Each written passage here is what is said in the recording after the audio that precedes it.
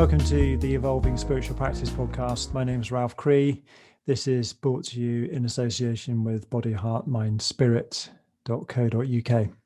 I had the great privilege to speak to Steve McIntosh today. Steve is from Boulder, Colorado. He's a philosopher, entrepreneur, and all-round interesting guy with many different interests. He's written some great books, including Integral Consciousness, The Presence of the Infinite, Evolution's Purpose, and Developmental Politics. And today we talked about virtue practice. So this is basically cultivating positive character traits as an actual practice, creating a virtuous circle, an updraft of positive feedback loops that makes us better people. The classic 7 virtues that have been part of our human story, particularly in the Western world for the last 1,000 years, are justice, temperance, which you could call self-mastery, prudence, which you could also call practical wisdom, courage, hope, faith, and love. So, Steve McIntosh, welcome to the Evolving Spiritual Practice podcast. Thank you, Ralph. It's a pleasure to be with you. Great. And this is a great moment for me because I've been following your work since about 2007, so a long time. We've had a couple of email exchanges over the years about a few things. One of the nice things about the age we live in is you can read someone's book, find their email address, write them a message and say, thanks for writing this great book. I think, I've done that a couple of times to you and responded to a podcast episode you did. And then so recently I was reading your book, Developmental Politics.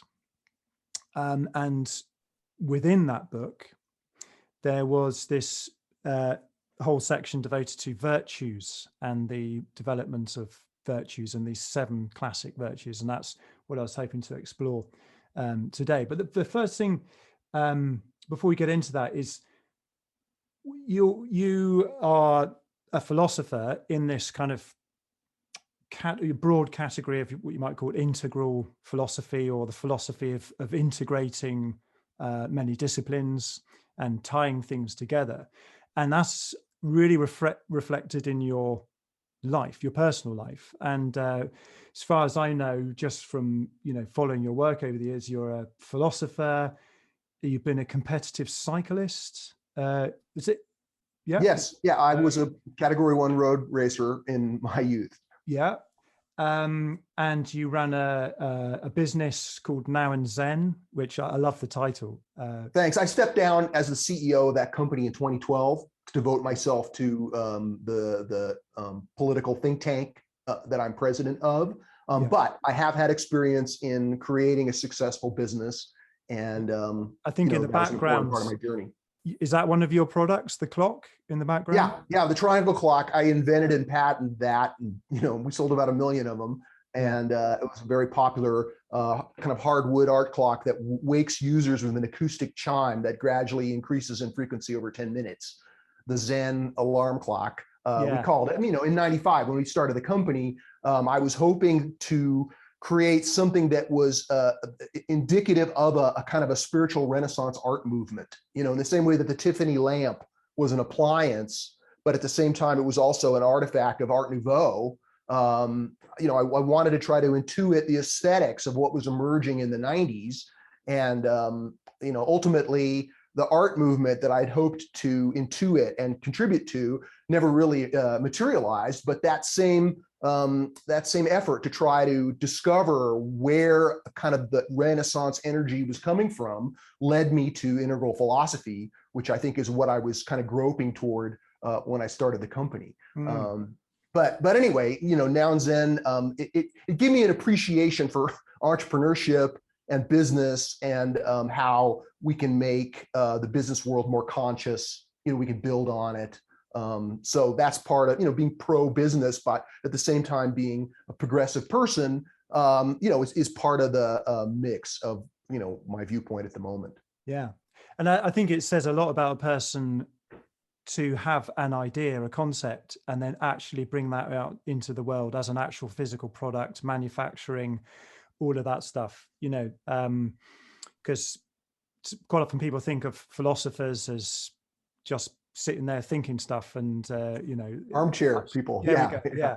Yeah. Well, now I'm trying to do, is this worth mentioning in this context that in the same way that I created this manufacturing, consumer product company to try to bring the ideas of spiritual art into the culture, I'm doing something very similar now. I've been doing it for close to 10 years, and that is this work of the Institute for Cultural Evolution think tank, political think tank, which is working to help overcome hyperpolarization and the culture war in the United States, and hopefully it will be influential elsewhere.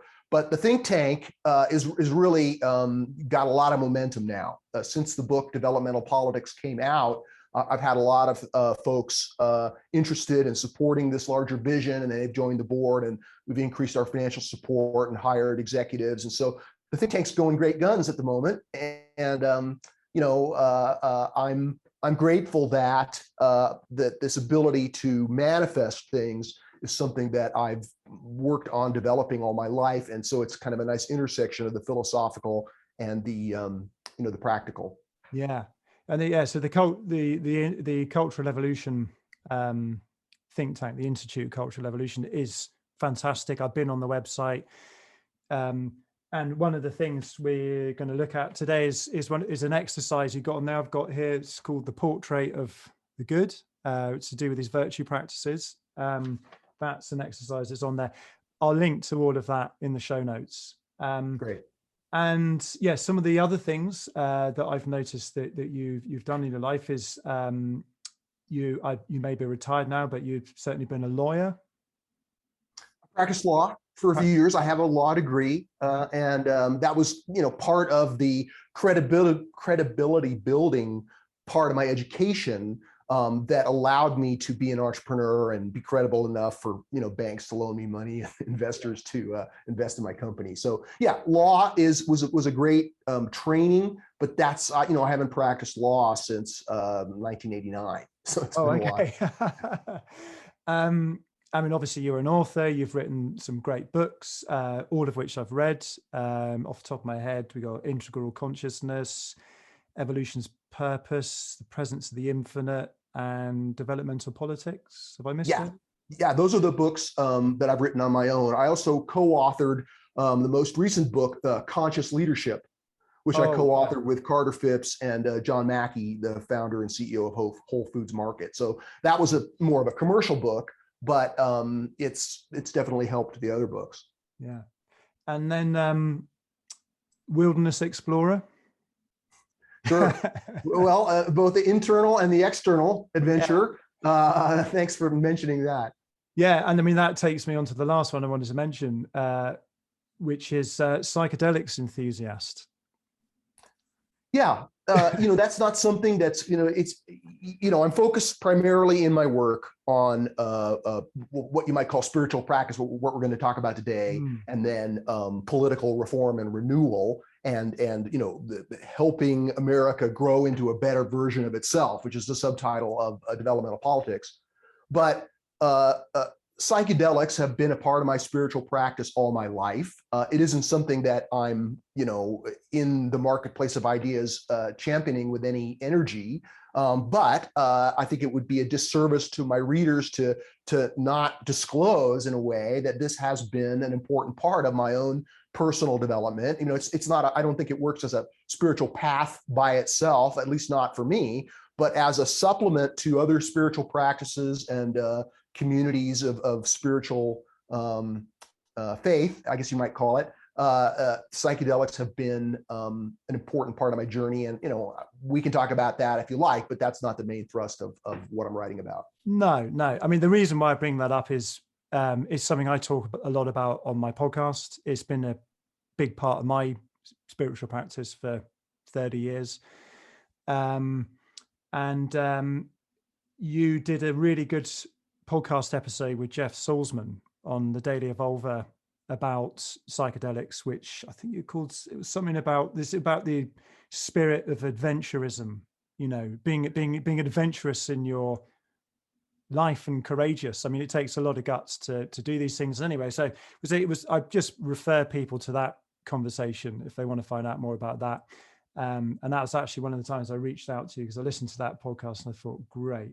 Steve McIntosh, what a guy. The title is The Spiritual Adventures of Psychedelics and Wilderness. And I talk about the psychedelic journeys as a kind of a adventure in the internal universe, and wilderness experience as an adventure in the external universe, sometimes done together, but also independently, and how there are many similarities that people may not normally associate with those two things. So that's sort of the premise of that podcast. But in it, I tried to recount a phenomenological experience of every different type of substance and medicine that I've done. And I think a lot of people appreciated that, because it's good to take a philosophical view on what it is that these psychedelic experiences afford in terms of our being able to step outside our normal mind and view the world in our lives while our egos are temporarily dissolved. Yeah.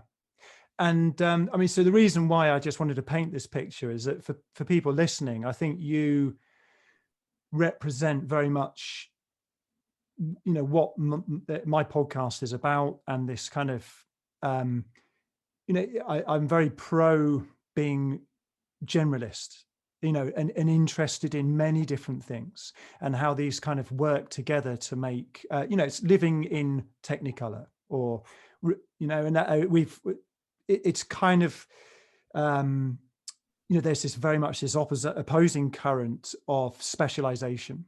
I mean, years ago in the 90s, I read E.O. Wilson's book, Consilience, which is a kind of an early recognition of that problem, of this kind of siloing of all these disciplines, and then they don't talk to each other. And you end up with people who are very, very clever in one particular thing, but really they can be complete idiots in their life.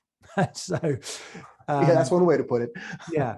So, I just wanted to kind of paint that picture of who you are as you've appeared to me, as someone who's appreciated your work, and to give some kind of context for where these ideas we're going to explore have come through in your own life. That you're is a polymath the right word for it, I suppose, or is that a bit grandiose? Sure, I'll take it. Whatever label you want to throw up. Yeah. So the reason why, so I was reading your book, Developmental Politics, which is about the problems with politics in America, very much apply to the political situation in England and where I live, and Europe. But it's about evolution and growth. And there's this section in there about developing virtues, the classic 7 virtues. And that kind of leapt out to me when I was reading it as like, oh, this is really interesting, because as a spiritual practice, because the via negativa, which is all about deconditioning yourself, is probably maybe the dominant mode of spiritual, it's kind of Eastern spiritual practice that is around in the spiritual but not religious kind of movement, progressive people. It's about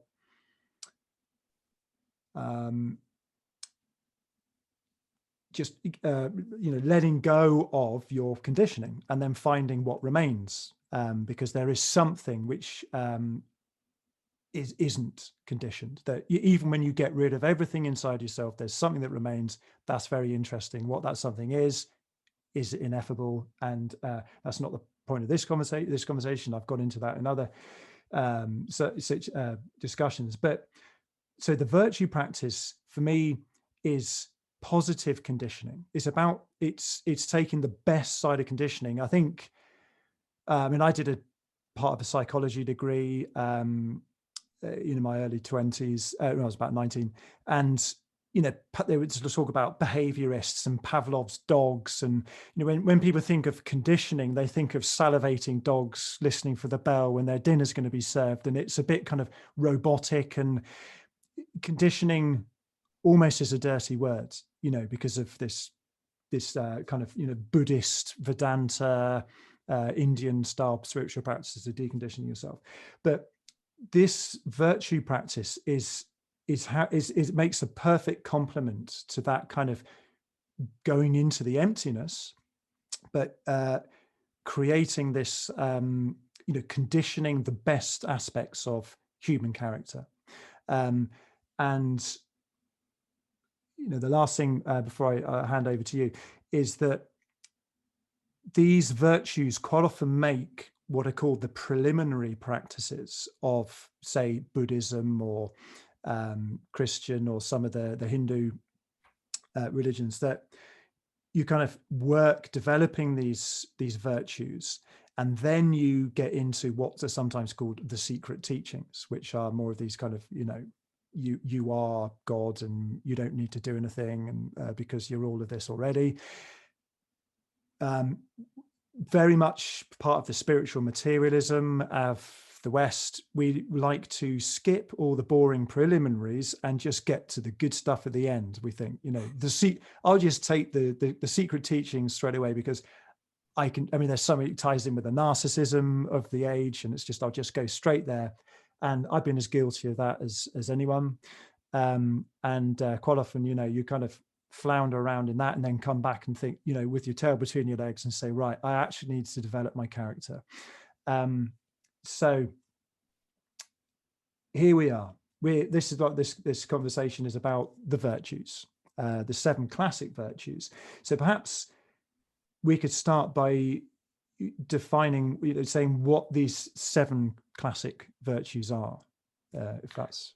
Sure. Well, let's start with what virtues are. Let's go even further. Well, just because people, virtues are good behavior. I mean, the sort of the common understanding in our current, secular postmodern culture, virtues are, I think that they carry some baggage as a term. They sound like they're sort of pedantic duties, or maybe even priggish commands, be good. Like there's just something stodgy about it, I think, in the minds of many people.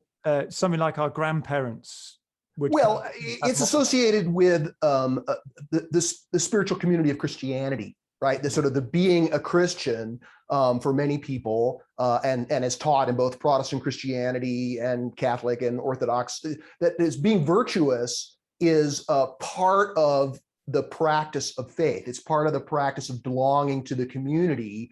The reasons to be virtuous are supplied by other elements of the spiritual community, right? That is sort of duty to God and doing God's will, and all of these elements that help construct a virtues culture.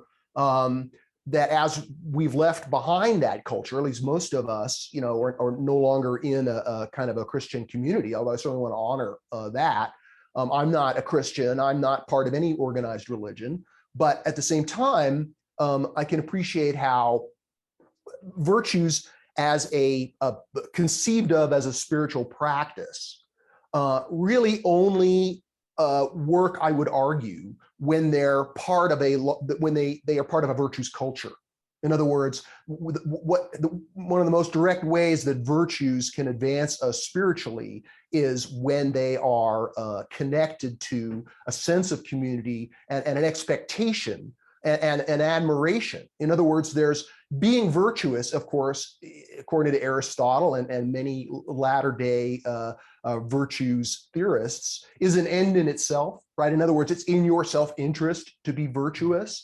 But for most people, the community of faith, or the community of practice in which those virtues are sort of rewarded, expected, that they're part of the social agreement, that's where they have had their most effect on humanity.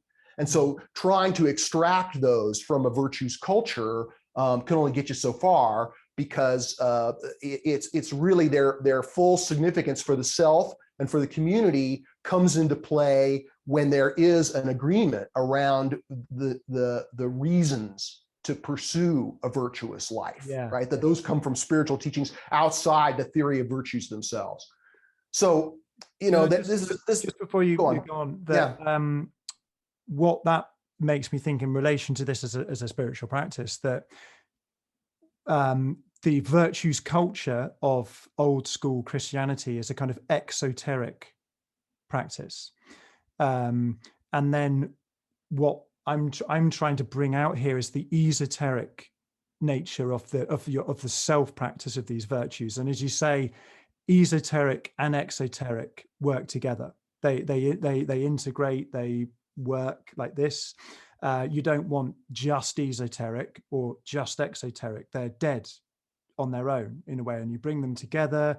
Something that we explore later is the charge that's created by polarities. I think that's a really healthy thing to have polarities working. Sure. So the energetic aspect of virtues and their connection to spiritual experience is really where I'm going, right? So these are just some preliminary remarks. So for people who are unfamiliar with any writing about virtue, it's important to lay just a couple of groundwork items. So one is, I would say virtues are about your character, right? So a lot of people sometimes confuse the idea of virtues and the idea of values.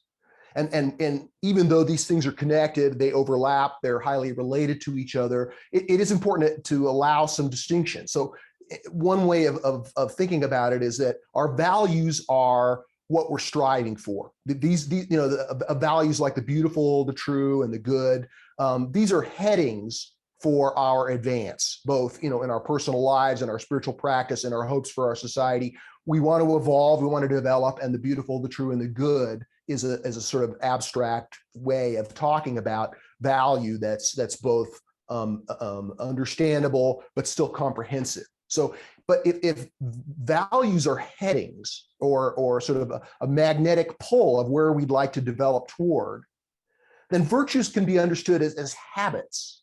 They're really they've been called habits of the heart, but the best way of describing them is as character traits that are sort of, like you mentioned the word conditioned.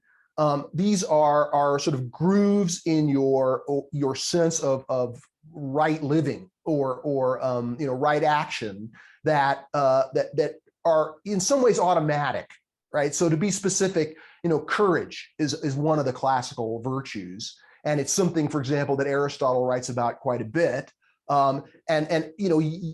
Everyone fears. But the courageous person has a character trait whereby they can overcome that fear, whereby they're not in reaction to that fear. And there's a lot to say about courage, but when it comes to practice, Aristotle makes this sort of tautological argument that you practice courage by being courageous, right? And so, it's not as if you think, okay, I'm going to go. I mean, you could put yourself in situations like in sports where, you can't chicken out, right? You have to go through some risky situation and experience being courageous in the face of danger. That's certainly one of the ways you could perhaps practice courage if you were interested in developing it as a specific virtue.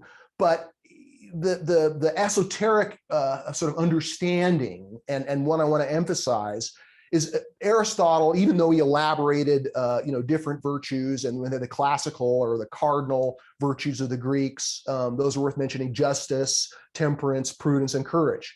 Those were, in a sense, in ancient Athenian society, what it was to be an excellent human. And then those were later expanded as virtues. The practice of virtues migrated or evolved out of ancient Greek philosophy, through Plotinus and the Neoplatonists, and it became fully incorporated into Christianity with the seminal genius of Thomas Aquinas, sort of framing the 7 classical virtues by adding to the 4 Greek cardinal virtues the 3 what are called theological virtues of St. Paul, namely hope, faith, and love.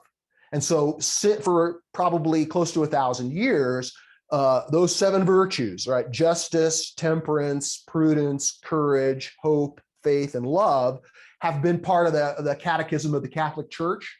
And so, not just in Catholicism, but in much of Western civilization, being virtuous was the main way that people thought about ethics and their duties and right living and right action. And it was only after the Enlightenment that philosophers sought to build, a theory of ethics on a different foundation than virtues. And then, just to recount the history, then in the 1950s, virtues, in a sense, were rediscovered through a secular lens, primarily because, or at least through the argument that being virtuous was a reward in itself, right? That it wasn't predicated on some moral law or some universal duty or some theological teaching, which was argued to be no longer valid, right, in light of the secular society of modernity. Nevertheless, virtues were sort of rediscovered as, again, ends in themselves, and then now occupy a prominent place in professional philosophical academia. And there's many academics who've made exemplary careers as being what are called virtue ethicists. But I would say that classifying virtues as a form of ethics, to be compared and contrasted with, Kantian deontological ethics or, John Stuart Mill utilitarian ethics, I think that in a sense is a distortion. It distorts the essence of what this character development practice is at its heart. And so that's where my thinking has been. It's important to say that throughout my philosophical journey in life, I was never attracted to the idea of virtues. Like I said, they seemed kind of stodgy, or some kind of remnant of Christianity, some kind of moral duty that was just imposed, right, by fiat, and not something that could be discovered or that was somehow natural. But as I've been working on this idea of value energy, which I will explain, that helped me appreciate how virtues are a very powerful spiritual practice. Part of me doesn't even want to call them virtues. I want to talk about techniques of character development as a part, an essential part, I would argue, of your spiritual growth. So just building on that for a second, let me say, why be virtuous, right? What is this this admonition or this advice about being a virtuous human, and acknowledging that those 7 that I mentioned there's nothing, I would argue, particularly special about those 7 except for their historical pedigree. If we were to do an exercise to try to identify all of the concepts that we could classify as virtues, we come up with hundreds of concepts that are not part of those 7. And so I'd say that if we want to try to understand a system or find a kind of a natural theology of virtues, then we wouldn't get hung up on the catechism of the Catholic Church or the historical pedigree of these 7 virtues. We'd look for the source of virtues in another location, and that work's being done, in positive psychology, right, which is trying to understand what makes people happy. So in the little virtues online exercise that you pointed to at the beginning, which invites users to create what I call their personal portrait of the good, I offer 50 virtues that they could choose from, and people can, if those 50 don't supply the kind of the virtues that they think they'd like to practice or define their own growth by, and then people can write in their own, right? So there's nothing sacrosanct about any of these word concepts. But let me just say one more thing. What is really important is that being virtuous, pursuing your own character development, is the key to not just your self-actualization, but your happiness. In other words, happiness itself, that elusive human goal, I would argue, is the result of spiritual growth. You're happy in the aftermath of your spiritual growth. It's the result. It's not something you can chase or find on your own, but if you pursue spiritual growth, that's ultimately what's going to make you happy. And virtues are, I would argue, an important part of any attempt to grow yourself spiritually. Wow. Yeah, there's a lot there. Just going back over it. So when you say you've got like 50 or 100 different suggestions for virtues. They're kind of, they spin off of these 7, though. I mean, it's like, someone wouldn't choose 7 for their portrait of the good, this exercise that you've got, 7 spin-offs of the virtue of love. And that's their whole practice. It's like, okay, well, all I like is love. I don't really like self-mastery and those sort of things. I'm just going to kind of make 7, go to the thesaurus and pick 7 words that come after love and put them up there.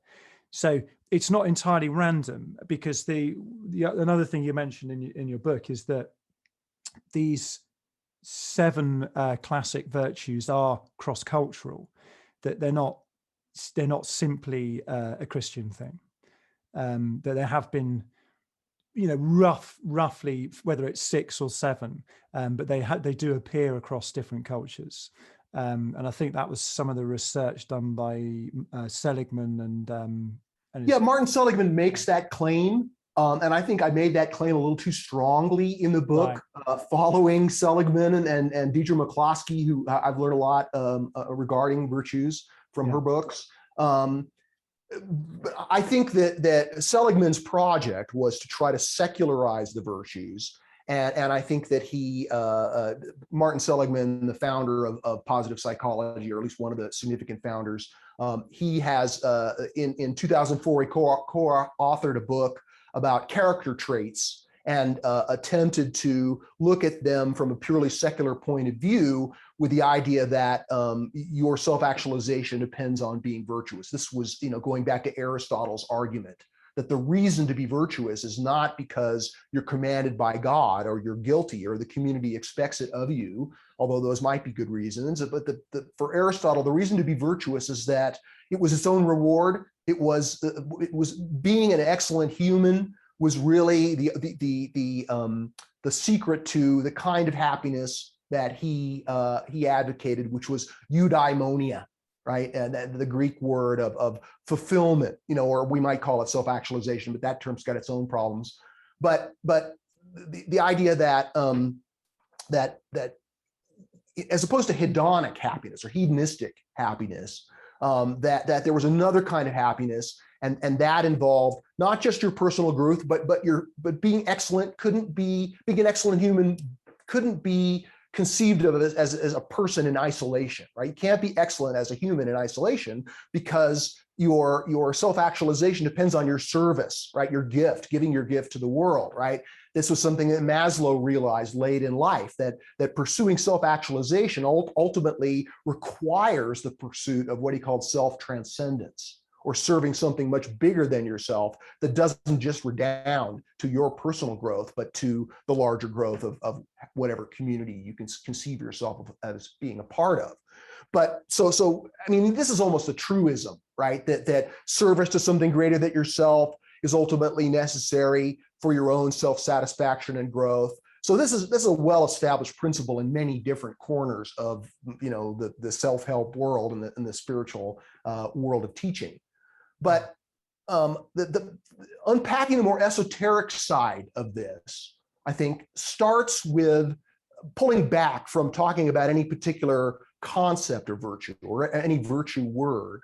I would say that that undertaking virtues as a spiritual practice, as a way of knowing, for example, that being courageous, that being just, that having hope, right, that being prudent, that these are all, that as Aristotle said, there's only one virtue. So even though he was, he contradicts himself, and that's sort of a mystical statement that he doesn't really explain how, for example, temperance and prudence are different from each other, or justice and love.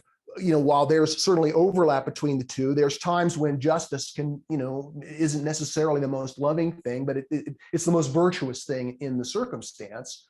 So these different ideas can be understood as one when we begin to appreciate that virtues as a spiritual practice, I would argue, can best be conceived of as a technique of tapping into spiritual energy. that they're techniques of perception, if you will, Yeah. in the sense that as your character becomes conditioned, as you know, using your word, or as molded might be another word we can consider, but as your character develops, these virtues are like receptor sites for spiritual energy. In other words, that is there, even though, you know, there's different, we could say that each one of our senses, the physical senses, are receptor sites for outside information, but these senses are perceiving the same thing, and that is the outside world, just in different ways.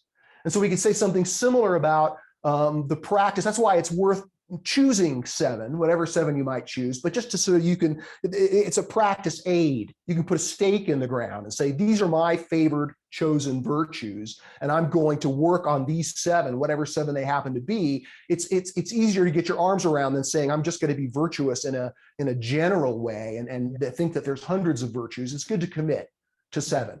And that's, you know, part of the why the catechism, you know, worked as a spiritual practice.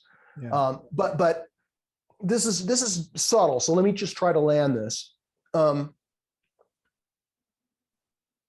spiritual practice of virtues, I would say all forms of spiritual practice, are ultimately connected in a circle, you know, what we might call a hermeneutic circle, where each element of this circle is sort of necessary for the others. They kind of inform and display each other's. And so the circle of spiritual practice is inevitably connected to both spiritual teaching and spiritual experience.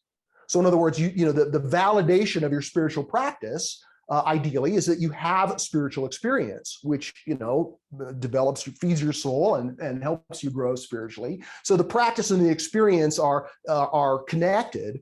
And these both are also connected to this third element, which is spiritual teaching, some concept, even if it's the least conceptual form of spiritual teaching. I would argue there's no getting away from some kind of spiritual teaching if you were to seriously undertake spiritual practice of some sort and receive the spiritual experience that comes from that practice. So we need some kind of teaching, and because the secularists have attempted to extract virtues from any larger teaching and just sort of leave them in the secular world as some kind of just something you do for self-interest, like going out and exercising, right? It makes you feel better, you get some endorphins, and it makes you more healthy, and that's why you should do it.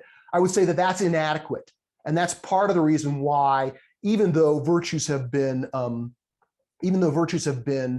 extracted from the context of their spiritual teaching historically, we need to find some kind of, in order to make a virtues culture again, which I said at the beginning that the individual practice of virtues and a virtues culture are really combined, that it's very hard for people to be virtuous if there's not a larger agreement, you know, whether it's their family or their community or their church or their, you know, their sangha, right? However you want to define the community of expectation regarding being virtuous, and the recognition and the reward and the appreciation of people who are able to be virtuous, who do have good character. Those people should be the leaders, right? People should be the teachers and the exemplars that lead the community by showing what being virtuous is about. So that virtues culture, that's part of the reason why virtues are sort of in this theoretical no man's land at the moment, because they haven't attached to anything as of yet that we could identify as a rehabilitation, or, you know, something, a community agreement that was serving the same functions as these older forms of virtues culture, which most of us have transcended at this point. So reestablishing the culture of it is important, and that means we need some kind of spiritual teaching to validate the practice and frame the experience, right? Back to this circle idea. And in my books, I argue that that the spiritual teachings of evolution itself, right? What science has revealed about our universe, right? From the Big Bang, you know, through cosmological, biological, and psychosocial evolution, that this presents a kind of spiritual teaching that we can read right off of the scientific record, properly interpreted without a lot of metaphysical overlay, as to the meaning of the universe and the purpose of life and the purpose of development, right? In the larger scheme of things. So that's more than I can unpack here, but I would say that this understanding of kind of natural theology of the spiritual teachings of evolution can act as a supplement to other forms. It's not a replacement for a Buddhist religion or a Christian religion or a Hindu religion. All those, I would say, forms of religion are lines of growth, and we can rehabilitate those, even though most of us may live in this secular world where we have transcended our religious loyalties. Ultimately, if we're going to grow as a society and grow as individuals, we need to find some kind of spiritual teaching that can create an agreement, a pluralistic, open agreement that can accommodate and be supplemental to other, more ancient forms of religious teaching, but that can nevertheless point to why virtues are an authentic spiritual practice, the secret to human happiness, the secret to political functionality and social cooperation, and all these other goods, which we could certainly use more of at this time in history. So let me stop there. I'll say more, but let me just, let you get a word in edgewise here. Right. Wow. So a lot of the spiritual practices I've done over the years have fallen in the kind of tantric category, which is very much to do with working with energies. And so I'm kind of like, thinking about what you're saying about value energy, and that these virtues are kind of like distinct flavors of energy that you're sort of surveying the energetic landscape around you, you can feel these warm spots, where you've got courage, love, hope, faith, some of these classic ones. And just to prudence, you could describe as practical wisdom, and sure, temperance as self-mastery, or sure, yeah, those are stodgy words, terms. Yeah. But I just try to carry them forward because I'd love to rehabilitate those words because they're good ones. Yeah, they are. Yeah, but certainly self-mastery and practical wisdom are great synonyms for those two virtues. Yeah. So these are kind of like distinct energetic currents that are part of the human experience, and you can actually sort of feel the distinct characteristics of these virtues, and they are like currents that they have an ever receding horizon. There's no final destination on courage or any of these ones, and once you kind of get onto that path, when you say they are an end in themselves, to actually practice these virtues is the result. The result is the practice. So it's a bit, one of those cliches like the journey is the goal. Once you start practicing, you're no longer a seeker, you're a finder.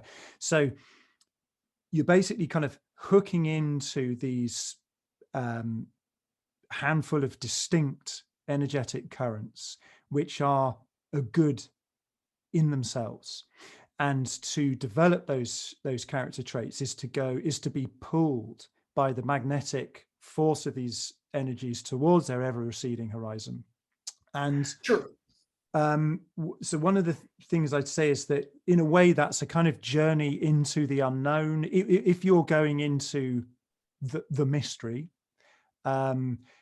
these are good currents to follow because they've been tried and tested. One of the things you've said, which was really important, is that these are grown over thousands of years in an anthropological context. This is not just some recently dreamt up piece of philosophy that we've all got to work out. This is organically grown inside the human psyche, and that when you're doing.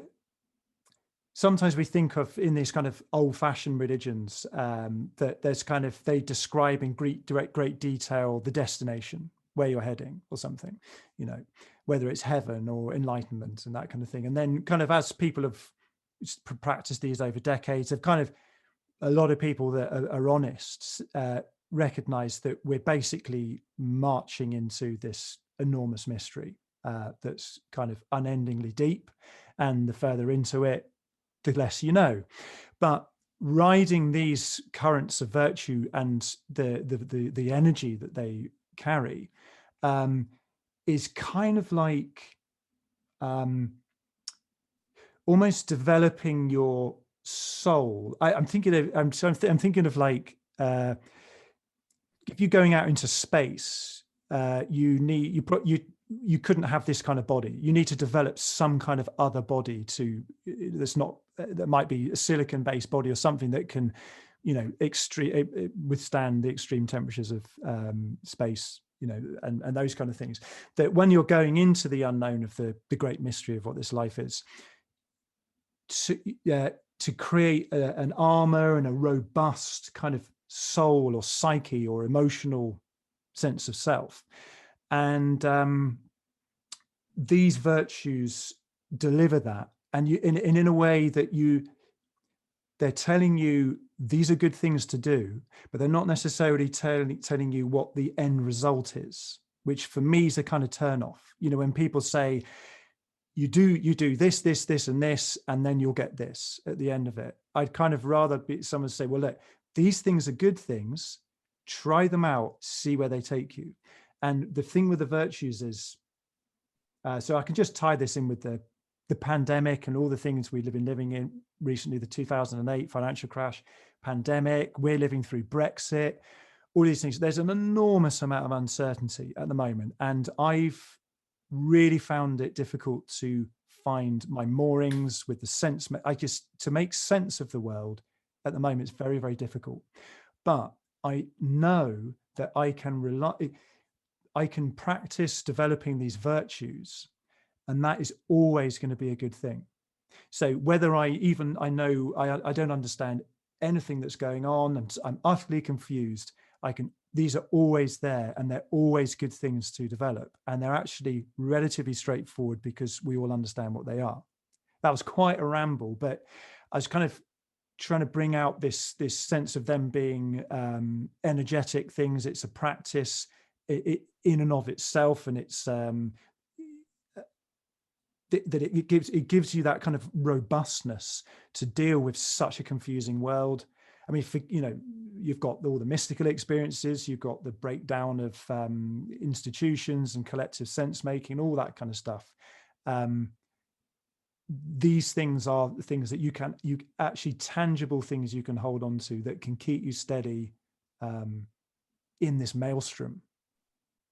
Yeah, like a pole of truth, beauty, and goodness. The virtues help you keep your grip, on that sort of most real thing in the human experience. So, but let me just riff off of what you just said a little bit. I think a good word to come back to is the idea of soul. Now, understandably, many people who are Buddhist practitioners reject the idea of a soul because it is, at least I would say, mistakenly thought to contradict the teachings of no self. But some of the more synthetic Buddhist teachers like Thich Nhat Hanh actually recognize that this soul can be a valid concept, even in the context of the teachings of no self. And indeed, Thich Nhat Hanh has been criticized by other Buddhists for trying to smuggle the idea of the soul back into Buddhism. But the idea of the soul is certainly not, some people associate it with Christian teachings.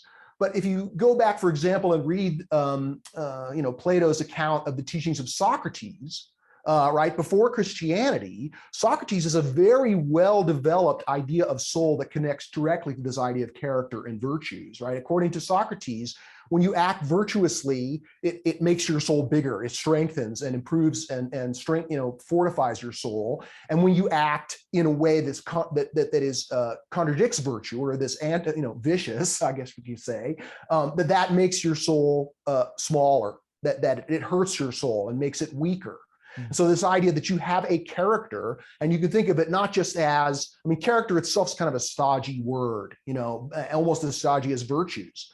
Soul, at least in our, contemporary English language milieu, is a lot, I would say, sexier and interesting, but at the same time, it's got different kind of baggage, coming from Christianity. But again, there's sources of the soul and teachings about it which are pre-Christian and other than Christian, and I very much agree with and think that this idea of your soul as in a sense, I would say that your character is a subset of this larger idea of soul, which includes other elements of your spiritual reality. But if we were to say that humans can develop spiritually, some are more developed than others, thinking in terms of the non-physical, even trans-rational idea of a spiritual, I don't want to say substance, but a spiritual entity which lives inside of you, which is the real you, which might even be able to survive death in some way, that this building your soul, it starts to become, at least for some people who were able to appreciate that, becomes a way of connecting these virtues to spiritual practice. Yeah. But let me go on and say a couple of other things, circling back to what I said about the hermeneutic circle of spiritual practice, spiritual experience, and spiritual teachings. One of the ways that I've really come to appreciate how these habits of the heart are really practices of soul building. It connects to one of the central elements of what I mentioned as the spiritual teachings of evolution. And one of those teachings that I try to develop further in Developmental Politics, my most recent book, is the idea that there's an upward current of the good. Now, this idea can be, I want to be careful to try to distinguish it from earlier ideas of teleology, which have been effectively disputed or argued against by many philosophers, over the last several hundred years. And any kind of new age notions of spiritual energy. When I talk about the upward current of the good, I'm talking about something that's completely evident from reading the record of the scientific understanding of evolution. And that is the thing that distinguishes life from non-life is that life has a purpose. That all life is evidently pulled toward a primitive form of goodness, which is surviving and reproducing, right? Life is striving to survive and reproduce. This is its goal. It can fail in achieving this goal, right? Systems like, tornadoes or ocean currents, they may have a throughput of energy and be lifelike in their systemic integrity, but they don't have a purpose that they can fail to achieve. And so this idea that all life is being magnetized toward this primitive form of goodness, and that as life evolves in the biological tree of life, we can see that that new elements of this purpose to survive and reproduce. So all of a sudden, animals, at least the higher mammals, for example, birds, they start to care about their offspring in a way that the surviving and reproducing goes beyond their own personal survival. And then we can see how this same sort of magnetism towards surviving and reproducing breaks through to a new level with the emergence of humans. So we share with our animal cousins our biological urges to survive and reproduce, but we also begin to awaken to new needs and new interpretations of what the good life can be, right? As soon as our animal needs are satisfied, humans then imagine how things can be better in new ways. And as those horizons of improvement are achieved, then we wake up to new worldviews that expand the horizon of improvement. So there's, within the direct phenomenology of human experience, for most people, it is this sense of being magnetized toward improved conditions. And many people interpret these purely in material terms, right? They want to have a more luxurious lifestyle, or they want to have more time off, or they want to be able to travel more. In other words, they can conceive of making their life better, even if it's in something less than we might say is our ideal spiritual terms. But nevertheless, all of us can feel this pull of a better way. And this is that same, what I argue for, in a way that is not going to be appropriate for a podcast like this, but this upward current of the good, I would say, is a thoroughly scientific, philosophical scientific interpretation of what we can see in the record of life and human history. There's something that's magnetizing us, something that's attracting us. And I call it the upward current of the good. And of course, the good is if we were to think about this in energetic terms, or like gravity, like the good can be understood as the plumb line of perfection, right? The way toward improvement, the way to incrementally perfect both ourselves and the world around us is to make things better, and that itself is magnified when we appreciate that the concept of goodness doesn't live alone, that it's part of a system of its own with its sister concepts of truth and beauty. So truth, beauty, and goodness have been recognized, for millennia in many different cultural contexts as in some ways approximating the primary values. In the same way that there are primary colors, right? Like on your computer screen with light, RGB, red, green, and blue, produce all the colors in the visual spectrum. And we could say something similar about these concepts of the good, the true, and the beautiful, how they name this upward current of value energy, which it works on evolution from the inside by attracting the desire of consciousness, right? Beginning with the most primitive life forms. And as people grow spiritually, their ability to discern this upward current of the good, to feel the pull of the beautiful, the true, and the good, the traction that magnetism has on your mind and on your heart and on your will, that is a very powerful way of naturalizing our spiritual path, of thinking about it.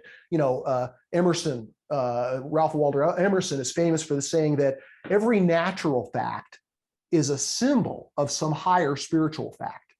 And so we can see in the physical universe that the electromagnetic spectrum is one of the most sort of fundamental and ubiquitous natural facts about our universe. That there's, gravity, and that there's light and magnetism and all these elements of the electromagnetic spectrum.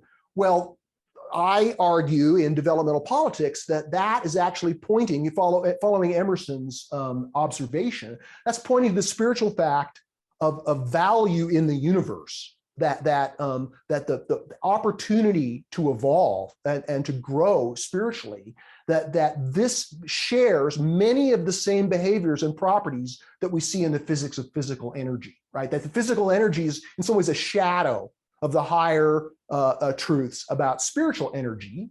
And again, bracketing that term, saying, and I'm not talking about new age versions of spiritual energy, but I'm talking about the spiritual teachings of evolution and this magnetism of the good. So that relates to virtues because, in a sense, the beautiful, the true, and the good are like the magnetic pole.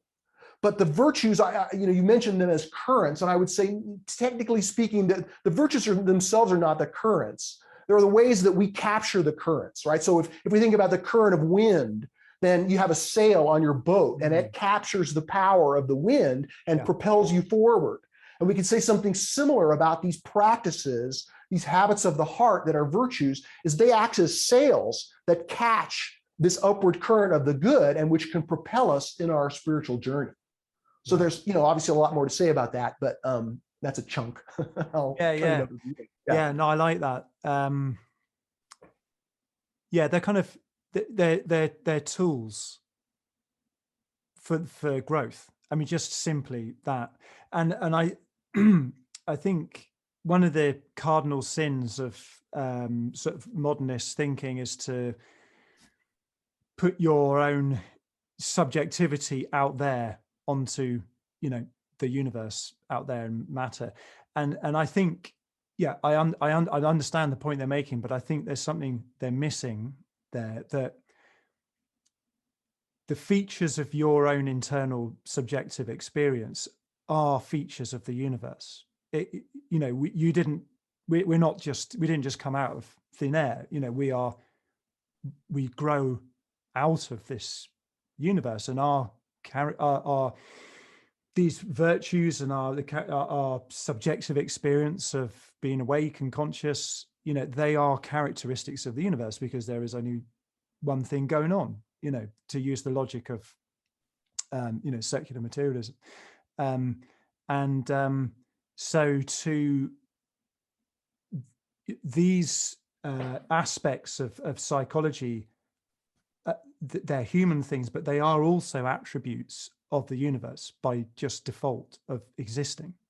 And they are difficult to see from the outside. You know, you experience them inside yourself, and we're talking about them now. You know, we both have an understanding of it, and someone will be listening to this, they can feel it inside themselves, but there's not like 7 little dolls sitting on the table, which are the virtues, you know.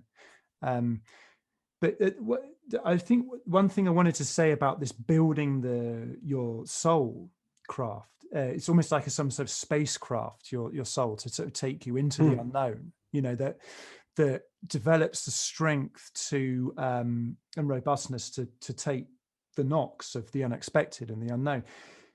So, you know, if someone was listening to this and they were like, okay, well, you know, Steve's talking about building your soul, and when you die, maybe you don't die, and you know, you build this thing, and that helps you, you know, after death. Just the psychedelic experience. If you don't develop these aspects of your character, your personality, these virtuous, beneficial, wholesome aspects of your character, and you know, take ayahuasca, smoke 5-MeO DMT, you will get your butt kicked. Like, you know, these are the ways to, and I know this, you know, having done this kind of thing for a long time, and at certain times in my life neglected these virtuous practices. You know, for an example, about 10 years ago, I decided that lying was just a bad idea. You know, it's corrosive to myself as much as anyone else, and to just be as honest as I could be to myself and to other people. And you know, just that as a simple example, if you take that into you know, a psychedelic experience where everything's being kind of deranged and your normal reference points have disappeared, you know, if you've developed some of these character traits, they help you in those situations. So that, you know, that's one of, I wanted to just bring that out about this soul, creating some robustness that will serve you in mystical experiences, if that makes sense. Sure. Yeah. So, like, you know, that psychedelics for many, especially, you know, if you want to go deeply into it and do what's called a heroic dose, you know, it can be an ordeal. It can be a crucible of testing, you know, of sort of, you know, testing your soul. I mean, to be poetic about it. Testing the strength of your soul. Yeah, yeah, and it's almost like, if you think about it, you mentioned the concept of it as a vehicle, right? You know, a vehicle in the universe. It's almost like if you have a flimsy raft, taking psychedelics is like taking that raft out to sea during a storm. You're going to get dunked, right? But if you survive, then you may have learned some things about the necessity of building a better raft, right? Or making your ship more seaworthy. And so, you know, yeah, the virtues make your soul more seaworthy. Now, I mean, we could say that. You know, and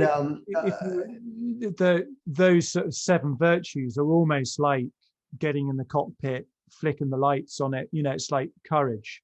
Tick. Okay, got to remember that. Practical wisdom. You know, practical wisdom might be setting, you know, for your psychedelic experience. Sure. Yeah. You know, love, you know, is an obvious one. Trust and hope. You know, these are all things like hope. Check. Okay, don't forget that. They're almost like talismans, you know, that you can take in to those kind of experiences. It's like, don't forget hope. You know, they're handles for your mind. I mean, these are concepts, right? So their practice involves having thought about them and you know, connected. You know, how do you practice your determination to do something? Like, let's say you want to raise your level of physical fitness or go on a diet or whatever, right? You've got to commit your will, your intention to doing that, and it's hard. But what makes you get up in the morning and follow your diet, or you know, go for your run, is that your will is connected to a concept that being more fit is going to, you know, redound to your health and to your beauty and to, you know, your success in the world. So practicing virtues is something similar. But let me bring in another facet of this. It'll hopefully make it more practical for folks who are considering this as a potential supplement to, their other life of spiritual practice. And that is the attempt to naturalize the virtues, and so that they can stand alone outside of the admonitions of the spiritual community, right? So like, within the Christian community, or within for example, the Confucian community, right? There are many traditional religious societies where virtues were a cornerstone of the religious community, but they all, like I said earlier, they all related to something larger. So, doing God's will or entering the kingdom of heaven, right? Within Christianity was the motivating factor to be virtuous, right? Or being, loyal to your ancestors, or thinking about, your duties to heaven, for example, might, within a Confucian setting, might be, reasons to be virtuous in that. So these larger reasons, when those are erased, then the attempt to try to reclaim why these are natural and not sort of dependent upon an external spiritual teaching is an important quest. And we mentioned Martin Seligman. They've tried, I think, and failed to do that because they're trapped within a secular perspective. But I still think that the attempt to systematize and naturalize the virtues is a worthy effort. And I think there's been some good progress made there recently. And I try to make that the foundation of this Portrait of the Good online virtues exercise, in the sense that whatever the concepts that you choose to name the virtues that you want to commit to or define your practice by, that the naturalization of these is found not in these concepts, but in what the concepts point to. And this kind of brings us back to the idea of not so much a duty, but a sense of responsibility. So starting with yourself, right? So I would argue that we have a responsibility to ourselves, that we have responsibility to treat our bodies, right, with respect, and not fill it with junk food or smoke cigarettes or do other things that are going to damage our bodies. And we also have a kind of a duty that extends there from the duty that we have to be good to our physical bodies, good to our life plans, good to our careers, right? In other words, whatever your life plan is, whether it's, being a hermit, or a homemaker, or a business person, or, whatever it is that your path in life may be pointed toward, then I would argue you have a duty to try to do the best in that path, right? To be a good parent, or to be, a good leader in different ways. So this comes to the idea of what are your obligations? Because your obligations to yourself, to other people, and to something that's greater than yourself, whatever ideal of transcendence that you are magnetized toward, that ultimately, again, for your own self-actualization, but also for this idea of self-transcendence, serving something greater than yourself, that's authentically beyond your self-interest, is a kind of an obligation for an excellent human, right? If humans who are striving to be excellents know that they got to serve something bigger than themselves, and it could be humanity, right? It doesn't have to be spiritual. It could be the truth of science, right? There's many different transcendent purposes in life, higher purposes. But I would say that just like every business needs an authentic higher purpose to be, thriving and conscious, every person needs a coherent set of higher purposes, and those connect to us by a sense of duty or responsibility or obligation. And so if we understand that we could boil it down to these three basic obligations, right? The responsibility that you have to yourself and your life and its success and its plans and its service, a responsibility that you have to other people, just as being an ethical person and following the golden rule.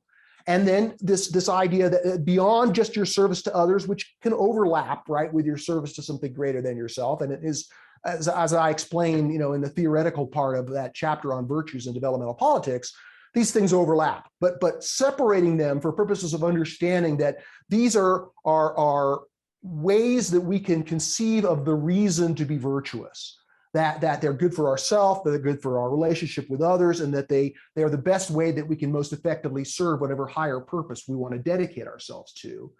Then that naturalization of the practice of virtues begins to come back to an idea that we talked about at the beginning, and that these are receptor sites. So the obligation that you have to yourself is it's a two-way form of spiritual energy, in the sense that being temperate, right, not not like,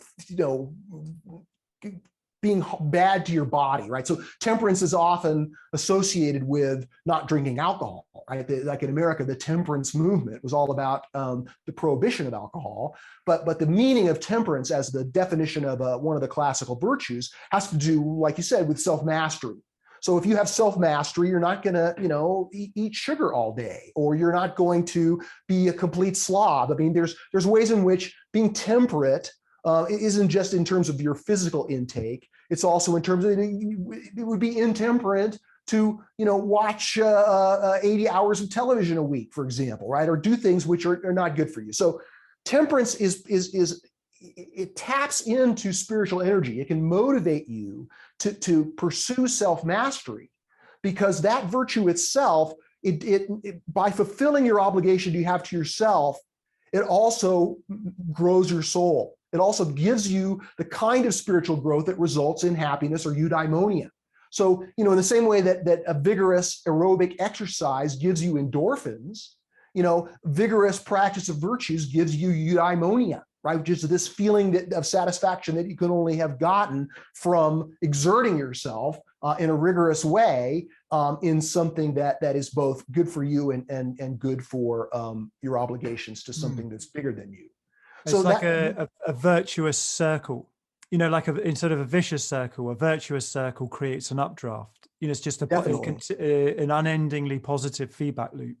Right. Well, it goes back to this idea of virtues as sails, which catch this energy or this upward current, which propels the growth of your soul and magnetizes your ability to do good in the world, which are ultimately connected, right? In other words, the ultimate satisfaction or the ultimate eudaimonia producing activity is to, tangibly make the world a better place. And that can be done by serving one person, or it can be done by serving humanity, right, as a whole. But leaving the world, in our short life, a little bit better by having, brought more beauty, truth, or goodness into the world, and doing that, in an understanding which recognizes that virtues are an important part of giving your gift to the world. These things start to connect and form a circuit and begin to give us an inkling of what Aristotle meant when he said that there's only one virtue. Yeah.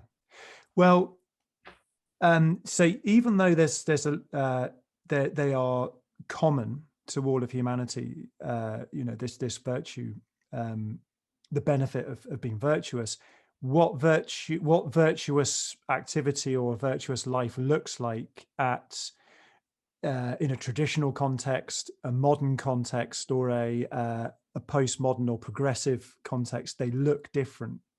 So sure. A loving act might look different. So something that might be very loving in a traditional context might look completely unloving in a progressive context. Or, let's say take take an example. So the sort of modernist love of Apple technology and that kind of feel good, you love your devices. Yeah, there's a real, genuine sense of love there. That looked from the progressive lens is kind of like, well, that's just killing the planet, and you've got people on slave wages grubbing around in the dirt to get these precious metals to build these things, and then from a traditional context, you look at that and you think, well, this is, what's that? Sort of the work of Satan, or what's that? Mammon. What's the mammon? Well, God and mammon. Right. That's from the Bible. The idea that you're either going to serve God or you're going to serve, this grubby world. Right? Or that's, I'm thinking of like, Rastas and Babylon, and like all of that. It's just that kind of, just poisonous. So, could you talk about how, because that could be confusing to people. So they're like, okay, well, right, virtues are good. There's these kind of like rough cluster of 7 virtues that, just to say what they are again, what we said is justice, temperance, which we can also call self-mastery, prudence, which you might call practical wisdom, courage, hope, faith, and love. So it's like, okay, there's this rough group of 7. Most people throughout all time have said these are good things, but then hang on, this person loves Apple products, but I think that's, the way of, that's going to destroy our planet. This person loves men. So this man romantically loves this other man, but from a traditional context, it's like, well, do we throw that person off a stone wall, or put them in prison, because it's not it's against the Bible or our religious book, so there's a kind of, what do we do with that? Sure. Well, I could speak to that a bit. Please. Yeah. Yeah. I mean, we can start by connecting it to what we've been talking about regarding the context of a community of practice or a virtues culture, wherein in the past, virtues worked. They were a functional part of creating civilizing people and creating a civil space where people could flourish. And this has been part, we mentioned Confucianism, we mentioned Christianity, we mentioned the ancient Greeks. These were all, we can identify them as cultures. And according to the philosophy that I'm a proponent of, consciousness and culture are evolving as part of the larger scheme of the development of the universe, right? I mentioned psychosocial evolution, and that relates to the idea that people continue to improve their definition of improvement itself. And so these agreements regarding the horizon of potential improvement, right? What's the good life, and how can we move toward making things better? These ideas cohere as their own kind of systems in large-scale, historically significant worldviews. And so these worldviews can be seen, they can be seen through the research of developmental psychology, they can be seen through an understanding of sociology and anthropology, but within the developmental philosophy, which is the area that I write in, we recognize that for the first time in history, you and I live in societies where there's more than one worldview on offer. Then there's, competition to a degree between worldviews, right? There's the traditional religious worldview that still prevails in much of the world. And in the United States, probably 30% of the population continue to make meaning in a religious context, like an evangelical context, for example, that the teachings of the Bible and their religion create their reality frame. But then, of course, we see, the emergence of modernity during the Enlightenment. I mean, it's this worldview or global community of modernism, reason-based, science-based, has been developing and evolving on its own for the last, 400 years. But it still coheres as an identifiable worldview that we can trace back to the Enlightenment, and which is the majority worldview in the United States, and I'm pretty sure in Britain as well. And then in the last 50 years, we can notice this emergence of this, what we're calling the progressive postmodern worldview, or something that's pushing off against modernity, that rejects modernity and traditionalism and the kind of the old establishment truce between those worldviews, and is creating a new kind of culture that seeks a more holistic and compassionate and loving world, which, in many ways, this progressive emergence of this, progressive postmodern worldview, it's the most evolved form of large-scale culture that's yet to appear on the horizon of human history. So there's many beautiful things about it. But because it's rejecting the larger society, rejecting much of not only the pathologies of the previous modern world, but also many of the dignities, many of the necessary elements, as I would argue. Now that's our argument's big and too much to unpack here. But what we're working on, what developmental politics, and I think what you and I agree about, is that there's something beyond the progressive postmodern worldview that's even more inclusive, right? That tries to go from the antithesis to a synthesis. That a worldview that's attempting to take the best of traditional, modern, and progressive and synthesize those values or those communities of practice within a larger, more unified culture that can still, have a degree of pluralism and difference. It's not a sort of a reunification of the culture, but it is a larger container whereby human flourishing can be defined in a way that includes the best of all three of these worldviews. So the community of practice of progressivism certainly is striving to create its own social norms, and virtues are implicated in those norms of progressivism. We can see the community of practice within modernity. It had a certain degree of its own emergent virtues, like success and progress and higher education. These are all virtues in a way, or what it means to live a good life, that you can see in coate degrees within the traditional religious cultures of antiquity, but which really, modernity adds something. Yet, at least until the emergence of progressive postmodernism, modernity and traditionalism informed each other. In other words, modernism pushed off against religion and tried to break the grip of feudal political power and the myth of a religious worldview, but yet it retained many of the agreements about what it meant to be virtuous from religion, right? So most modernists, in the last 300 years have still been Christians or Jews, and they've still been sort of informed by their religion. So there was a sort of a way in which there was both a transcendence of traditionalism by modernity and an inclusion of many of the teachings. But then progressivism comes along and sort of disrupts that truce. It competes with traditionalism as the source of moral authority for modernity, and that's what's been roiling the developed world in this culture war. And so the beginning of bringing peace to the culture war, transcending the culture war, growing into a better version of ourselves, begins with this understanding of cultural development, this developmental perspective that can honor the interdependence of these major worldviews and the norms and communities of practice which enact the virtues which help define what it means to live a good life in these various overlapping cultures. So anyway, that's a sort of a big conceptual proposition.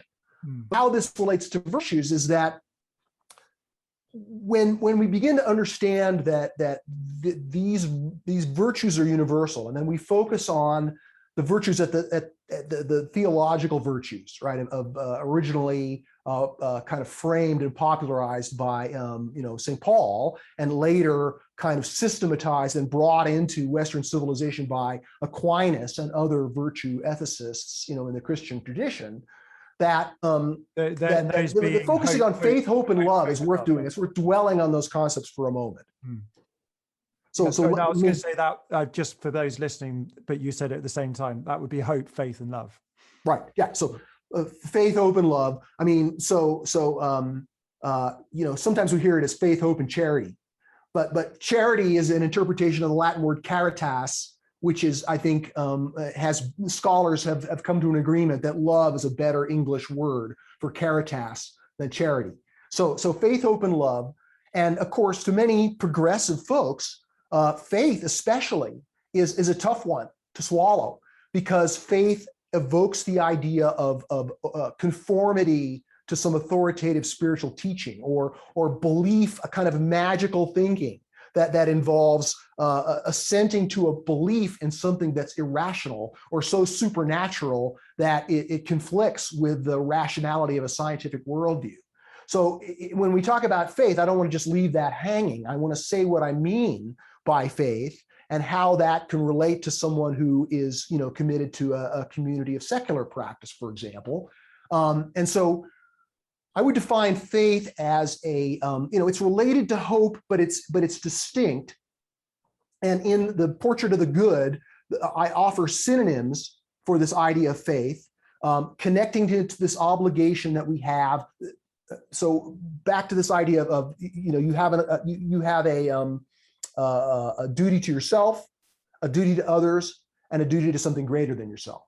And that especially the virtues of hope, faith, and love, or their relative adjacent synonyms, begin to define an element of practice, which I say it's the most important to recognizing the virtues as a spiritual practice. And that is tapping into the upward current that goes with your ideals of transcendence, right? So one transcendent ideal that I serve, that I'm dedicated to, is the evolution of consciousness and culture, right, in the world and in America especially. I like to help America grow into a better version of itself. I think that's a higher purpose that I think many can relate to, and how faith and love and hope, but faith especially, how that is an element, a very important part of tapping into the energy. In other words, rather than just thinking of that in an abstract way, like, oh yeah, we should help humanity. That sounds good, but I got to make a living, or I'm exhausted. Whatever reasons, valid reasons you may have for feeling motivated or out of touch with the possibility of making the world a better place, that this practice of another word might be loyalty, but this sort of commitment that goes beyond your reason, even that goes beyond your conceptual mind, that the universe is good, that there is an upward current of the good, that it is possible for humans to make the world a better place, and that despite all the forces of decay and the potentials for disaster and inevitable regressions that accompany evolutionary development, a degree of confidence or conviction or a sense of transrational certainty about these truths, right? The truth, beauty, and goodness of the fact that we are in the world, and we have this golden opportunity to make it better, right? We live in a world of trouble and suffering. So while we can also hold the teaching of wise non-attachment, right, or the non-dual idea that you're perfect already and you don't have to do anything, right? That can be true, and it can be in a polar tension. Wise non-attachment, I think, as a spiritual practice, is best done. Its value creating or spiritual growth creating capacity is brought online most powerfully when it's connected to its polar counterpart, which is loving engagement. Right? Wise non-attachment, loving engagement. They're like two legs, right? One without the other is not necessarily ideal. But if we allow ourselves to say, okay, loving engagement is part of this, and the most spiritually powerful kind of loving engagement you can make with the world is to serve something that's authentically transcendent, right? Something that it's a greater than self-interest, that redounds to the evolution of the universe and the betterment of humanity. That transcendent purpose there's an energy there. There's a motivating force. There's a wind that you can catch in your sails.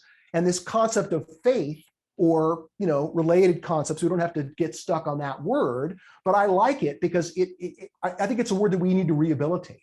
A little bit like temperance and prudence. These are excellent words that the synonyms don't quite they don't quite penetrate into the essence of that. Yeah. So the essence of faith is a kind of super conscious knowing, a knowing that goes beyond what your reasoning mind can grasp. Yeah. And that as you practice knowing beyond what you can know, there's a way that you receive assurances, you receive faith as a practice. As it's been known, not just in Christianity, it's emphasized certainly in Christianity, but has much broader implications, that it's a technique of connecting to that which is beyond finite human understanding. And the mystery, as you said, it's sort of the lure of the mystery, that tapping into that and feeling the magnetism of that lure is what the practice of faith is really all about. Yeah. And it's so crucial now because I was reading Jamie Wheel's new book, Recapture the Rapture. And he was quoting some statistics in there that more people kill themselves now than natural disasters and wars combined. And in a way, that's a loss of faith. That's an inability to access faith in your own life and the kind of goodness of life in general.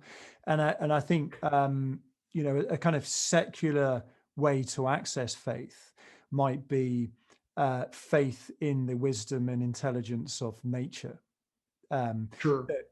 Even if, so I mean, I'm thinking of people who think collapse is social, environmental collapse is inevitable. That on the other side of that, nature will just keep building the incredible things that nature does.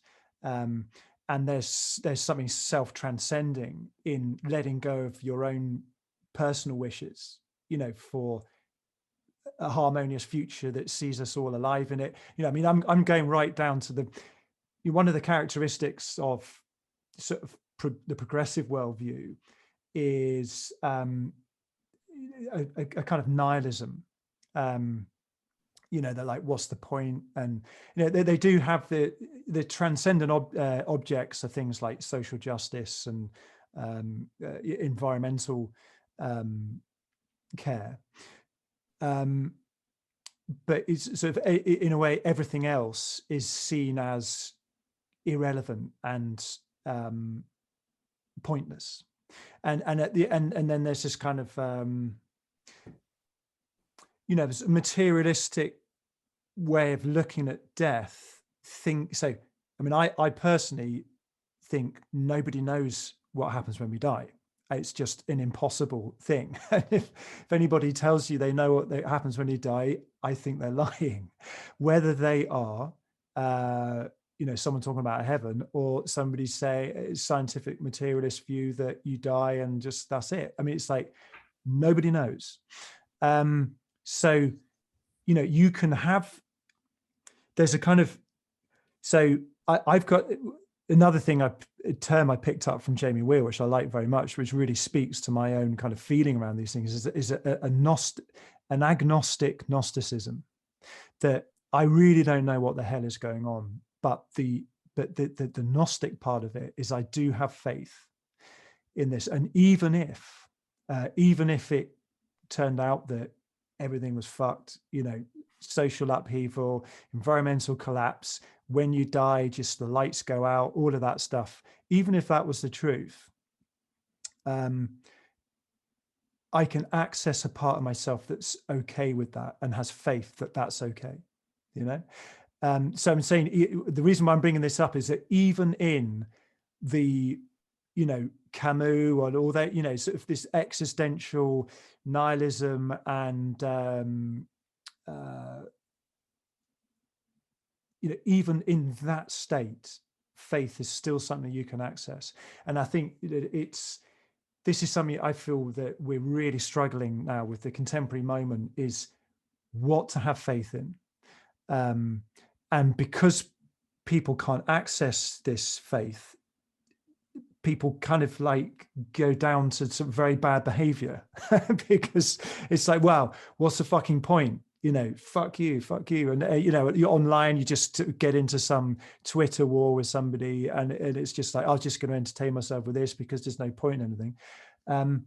So, that really seems to be a conundrum of our age. And one of the things when you say about this post-progressive worldview that you and I are very interested in sensing it coming into being, I feel one of the characteristics of it is that where the progressive worldview is rather nihilistic and oppositional, contrarian, dystopian, that this post-progressive worldview, which some people are calling integral or metamodern, game B, those kind of, is protopian.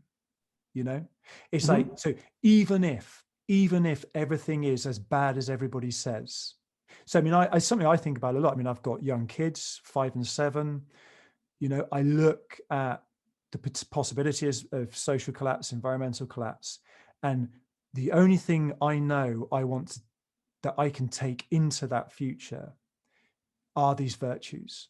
And as a parent, so much of my parenting and everybody's parenting is about teaching our children about a virtuous life. It's almost like we're showing them how to make these sails to catch these updrafts, these currents, and be like, paragliders on thermals. Sure.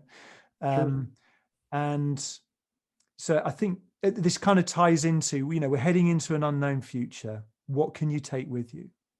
And I think these virtues are, again, it's things you can hang on to, but it's like, how do we rehabilitate faith for a postmodern progressive world that is, very nihilistic? Sure. What an excellent question. One I have definitely been thinking about for a long time. I mean, the way we can help contain the runaway train of nihilism, right? This sort of cult of doom that more and more people within the progressive world, especially in environmental circumstances, many people feel like, the humanity is doomed, that we're hopeless, that we had our chance and we've blown it, and now all we can do is like we're just playing our violin as the Titanic goes down, right? And I obviously reject that conception, and I think part of the way the best argument against it, or the best maybe defense against it, wiping out your hope and faith and other virtues that are naturally attached to that, is to see how the nihilism is a kind of progressive fundamentalism, right? So we talked about these worldviews, and as these worldviews emerge, they're all in the process of development in human history. And inevitably, as a worldview emerges, and the values or the horizon of improvement that define, that worldview system, that set of values, as those ideals begin to be achieved, then the problems that worldview emerged to originally create, they try to find those problems in places they don't exist. They start over-solving, right? In other words, that is, even where the problems aren't there, there's still this kind of, well, we have to keep exercising our values in that way. Douglas and that Murray, inevitably leads to a kinds of fundamentalism. So we see, certainly people are familiar with religious fundamentalism, all kinds, right? Almost every world religion has a kind of fundamentalist version, right? We can also see modernist fundamentalisms, like, for example, market fundamentalism. Right? Like the market's the answer to everything, and we just have to rise with the spontaneous order that comes from liberty, and any other attempts need to be that's a fundamentalism, and it results from a worldview going too far in one direction, right? Bringing back another kind of sailing analogy. If we think about the evolution of human consciousness and culture by these worldview stages, every worldview can be understood as a trajectory, like a sailboat. If a sailboat is sailing into the wind, it can't sail directly into the wind. It has to advance obliquely by tacking back and forth. Yeah. So each worldview, in this sense, is a direction that can only go so far before it has to tack back, right? And there's this kind of dialectical path of tacking back and forth by which we can make an authentic advance, despite the headwinds of entropy in history. And yet we see when it's past time to tack, this is where the fundamentalisms come in. So not only do we have... Just say on that, Douglas Murray, who's a sort of English sort of commentator, has got a really good term for that. He calls it St. George in retirement. Just no dragons left to slay, but just... Right. That's good. I like that. Yeah. Trying to find... Okay, so this progressive postmodern worldview, which we're conceiving as a historically significant stage of human development in history, likewise exhibits the same pattern of emerging to make the world a better place in many important ways, right? Righting the wrongs of modernity, right? Trying to overcome environmental degradation, income inequality, the ravages of colonialism, all of these negatives that occurred as a result of the emergence of the modern world.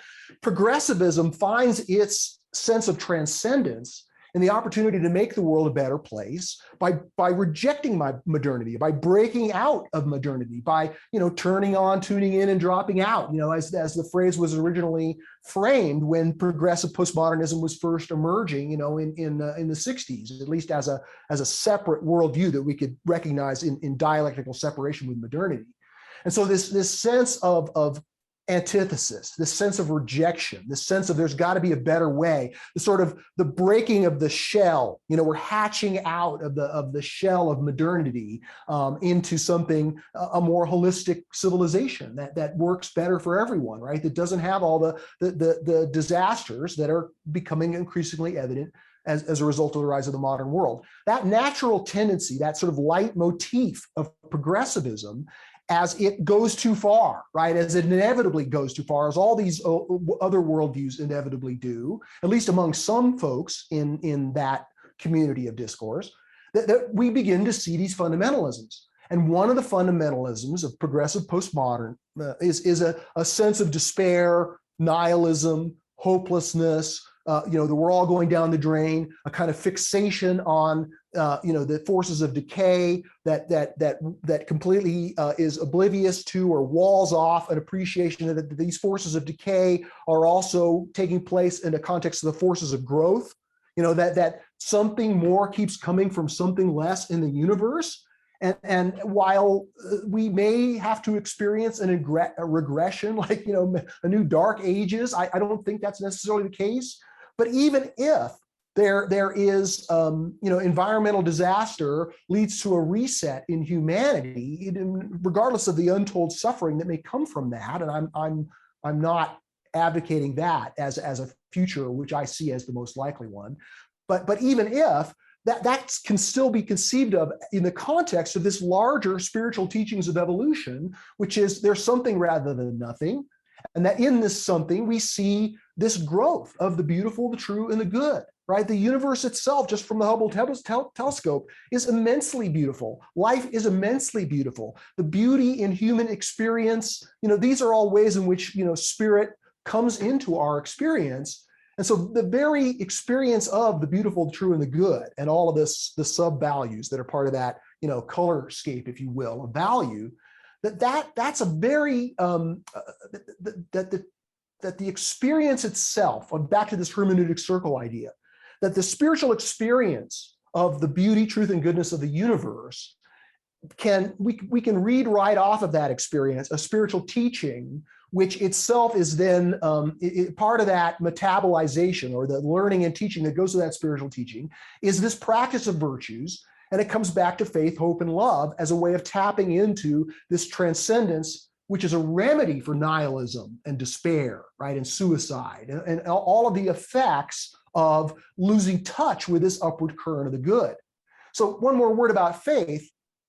Again, if faith is a word that it's just hopelessly got too much Christian baggage for listeners, I can point to other ideas, like, so for example, scientists, one of the ways that folks who are dedicated their lives to science, one of the ways that they have a kind of faith in the transcendent truth that science is delivering is the faith that the universe is intelligible in the first place. That is a miracle, right? The fact that we live in this universe and that it can be reduced to or at least partially explained by mathematical expressions, that it's a rational universe, that the puny human mind can nevertheless come to fathom in relatively large. I mean, we understand now that the universe is 13.8 billion years old. We understand that there's trillions of cells in our bodies. We understand so much about the universe because it is intelligible to us, and the fact that our intelligence can continue to discover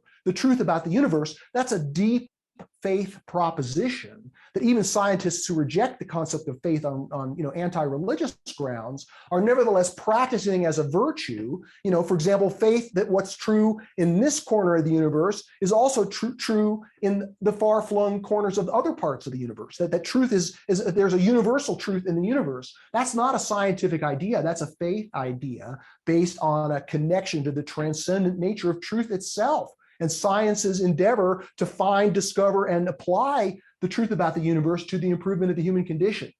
So this idea that there is a good, and it's not a static thing, but it's a movement, and the universe has been trending toward it, albeit with hiccups and regressions along the way. That is the sort of the rediscovery of not so much optimism, but the virtue of faith, hope, and love, these transcendent theological virtues that can energize us to make the world a better place and fight off the entropy of nihilism and despair and reject the messages of doom and say, no, we can and we will continue to evolve, and we have the power to overcome the environmental crisis. We have the power to overcome the meaning crisis. We have the power to continue to build a civilization that is more beautiful, true, and good. And this is our calling, and virtues are a practice that can help us fulfill our duty to that calling. Yeah. And crisis at any time in history always feels like the end of the world. When you study history, there have been so many massive crises. And one crisis, which was the invention of the printing press. Suddenly you had all these people producing pamphlets, and disinformation started happening, and it's and people were very the oral tradition was something very sacred. Suddenly people thought that no one was going to need to remember anything because it was all written, and that would, we sometimes, we'd lose something of our humanity, and it was all coming to an end. So I think studying history really helps have faith. So I mean, this is a secular way to access faith, that to study history, see the crises that have happened, and see people rebuild after the crisis, something different, that's new, that you couldn't have expected before the crisis. And it's just, history is an unending list of these events, and I think that can give you faith through. But really looking at history is kind of not something people do, really, and a lot of it is so horrible that it's different. I mean, I was reading the Gulag Archipelago by and I actually, I mean, one of my favorite podcasts is called Hardcore History by Dan Carlin. It's about the history of warfare.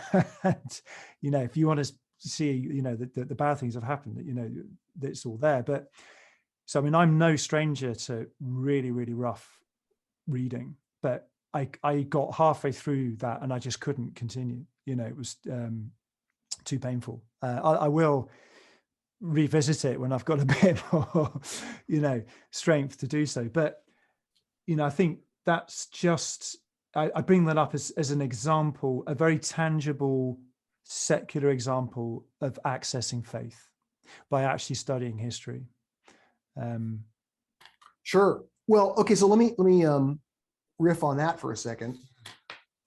One way of framing this idea of these series of crises which mark the course of human history is by recognizing that these are techniques of development, if you will. That another way of framing the idea of crisis is as creative destruction.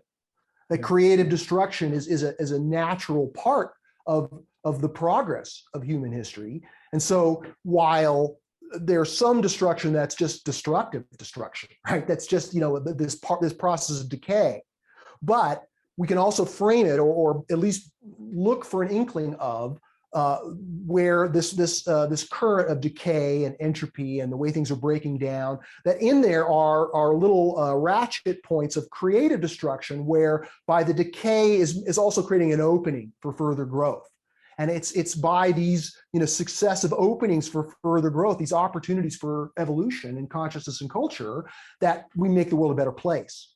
So, but let me say something a little bit more along those lines, and that is, if we're trying to develop a virtues practice, and we realize that our ability to be temperate or prudent or just or courageous is, according to the virtues theoretical thinking at this point, these higher virtues of hope, faith, and love are necessary components, right? So justice can't be fully realized as a virtue unless it's conditioned by faith, hope, love, courage, and the other virtues. And so when we begin to understand that the spiritual experience of virtues and the spiritual practice of virtues ultimately require or need to connect with some kind of spiritual teaching. So if we're trying to practice hope and faith, right, in the face of the crises of the world, this implicates this idea in philosophy known as the problem of evil, right, which is a thorny problem, and which I read Jamie Wheel's book too, and he just kind of waves his hand at it as if he knows better. And there's not this extremely fascinating world body of thinking about the problem of evil. I don't think he's read those things because he sort of dismisses it.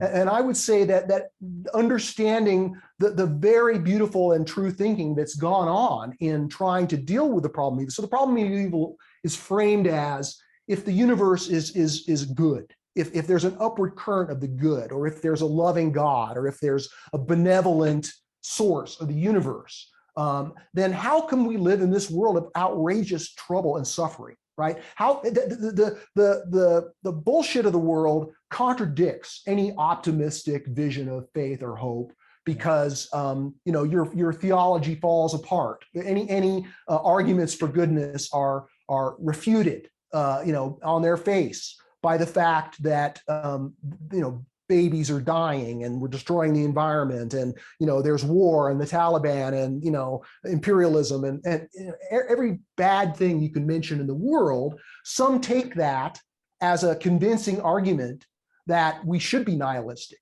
or that talk about faith, hope, and love, or upward currents of the good. That's just happy talk. That's just some technique of evolutionary psychology for us of sort of protecting ourselves from the horror of the world, which is the true nature of it.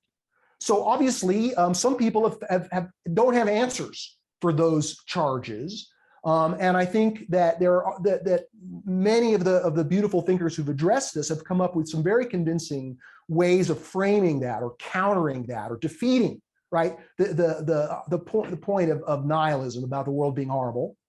And I write about this in The Presence of the Infinite, my 2015 book, a little bit, although the dealing with the fact that we live in this world of trouble and suffering, and that things are not being taken care of, that's a giant subject that you could spend your entire career writing many books about. But going back to this idea of the soul and the potential of survival after the soul, even though we may not know, I certainly don't claim to know if there's an afterlife. I have faith that there's an afterlife. And I think that there's lots of interesting pieces of evidence, near-death experience being one of them. We just recently talked about in the New York Times. There's, if you look into what's actually there in this body of work, it's very hard to explain it away, right? And materialists feel the sting of that, the evidence of the thousands of people who've had near-death experiences and report almost identical experiences. They've tried to explain that away because it's subversive to their materialistic worldview, right? So they're threatened by it. But I would say that that if we allow for the concept of an afterlife, then that can elegantly explain the fact that we live in this world of trouble and suffering, because the experience of partiality, the experience of being in the finite, the experience of being pulled to a better way is contingent upon us being imperfect creatures. That we're evolutionary creatures, we're ascending creatures, I would argue, and that our experience of the evil and the horror of the world is a way that this sort of grounds us. It's like if we're going to contribute to the perfection of the universe, the evolution of the universe, this grand narrative, this story of evolution, if we as agents of evolution have a role to play in this story, then ideally, we're part of the ascension itself. We're part of this progress in the beautiful, the true, and the good. And the extent that we're born as animal creatures in a physical world, and we're halfway between an animalistic existence and a more perfect utopian existence, we're groping our way toward that. The experiences of this partiality, which we can conceive of as evil or trouble or suffering, that this in an afterlife becomes a gigantic gift, that the inventory of our suffering, if you will, that the experience of suffering in this world, both our own suffering and our empathy with the suffering of others, that allows us to experience heights of bliss, of degrees of goodness, truth, and beauty that we would never be able to experience as spiritual experience if we hadn't also had direct contact with the opposite of that, right? So the world, we can still situate a world of trouble and suffering in a universe that we can conceive of as something along the lines of a benevolent universe, without resorting to a childish faith, if we begin to recognize from a developmental perspective that there's more to this world than more to this universe than our experience in this life. Yeah, and I think if somebody wanted a direct experience of that didn't require some faith, a large dose of psilocybin mushrooms or ayahuasca, contemplate the question of evil in that state, and it does make sense. And I can say from personal experience, the horror of life is something I've been obsessed with since I was a kid. And it's bothered me continuously my entire life. It's something I've contemplated, gone into in great, great depth in psychedelic experiences. And there is an answer there. And I mean, it does not make sense talking in this way. I mean, you can't describe that, but well, we could try. It might make a good capstone on the podcast. In other words, we could start by observing that that secular modern medicine in America have begun to experiment with the medicinal use of the therapeutic use of psychedelic experience, right? So one famous experiment was there was a bunch of terminal cancer patients, right, whose diagnosis was definitely terminal. And these cancer patients near the end were given a controlled therapeutic experience of a psilocybin journey, and that almost every one of them said that it was a profound spiritual experience, among the most profound spiritual experiences of their life, that they no longer feared death, that they knew there was more, that this sense of just laughing out loud love, the universe is just loving, it just blows away any of our human concerns, in that experience. That's a pretty powerful testimony to the fact that that these higher states of consciousness reveal these reasons to have faith, hope, and love, and that we live in a universe of good, the true, and the beautiful. And beyond any of these clinical experiments, I can certainly testify that in the various journeys that I've had, for example, one of the most confirmatory fortifications or tonics for my personal faith was the experience of the 5-MeO DMT in the 15-minute outside of time and space experience that goes with that. I was so reassured of the truth of love, the truth of faith, the truth of hope, the truth of the beautiful, the true, and the good. I was just bathed in it in a way that made it so evident to me that is this teaching that I received from that transcendental experience. I can remember it to this day, like it was, I had it last, an hour ago, because it's so vivid and so permanent and so uplifting and conditioning of my soul and my soul's, senses, which, are a sense of these virtues, that psychedelics have definitely been a big part of the grounding of my own faith, because in these hyper-lucid states of knowing, I've received deep levels of assurance that these objects of transcendence are real, and that the universe is indeed about beauty, truth, and goodness. Yeah, and the thing is that people who would listen to that and think, well, that's just a load of bullshit, usually are people who have never done that. Right. So it's something that Ken Wilber talks a lot about. About when people say meditation doesn't work. It's like, well, if you're going to be scientific about it and prudence, do the experiment and then see for yourself. It's like, don't take my word for it. It sounds like nonsense when you talk about it in 3D space with binary language and all that stuff.